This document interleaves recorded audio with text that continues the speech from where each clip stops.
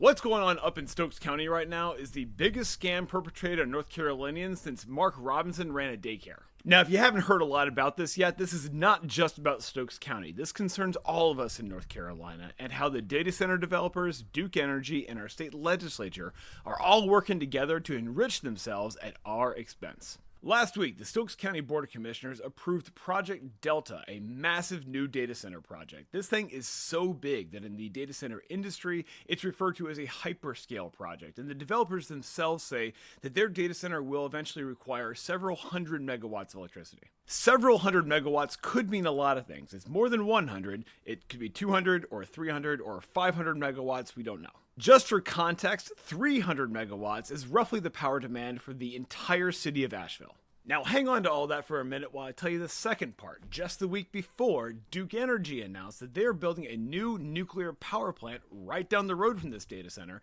and that nuclear power plant will create 600 megawatts of electricity. In an incredible coincidence, the data center and the nuclear power plant are just 3.5 miles apart.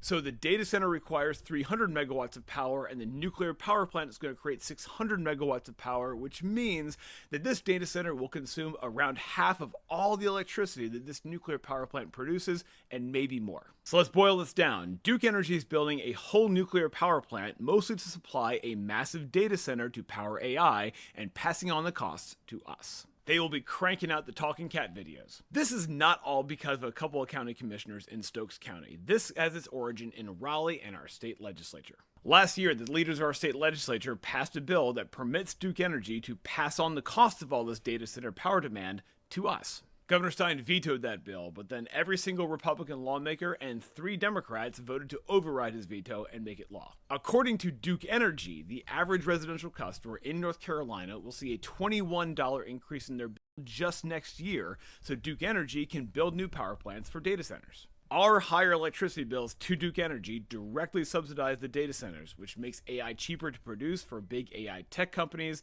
which then turn around and offer their products for free or low cost. But of course it's not free. It's paid for by our bills, which subsidize the richest people on planet Earth.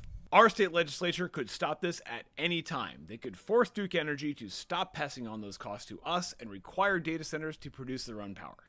But that is not going to happen because the data center developers, Duke Energy, and the leaders of our state legislature are all in cahoots with each other, and Duke Energy is a major political donor. It's a gigantic scam, and it's all happening right out in the open, and every single North Carolinian should be furious at the people allowing it to happen.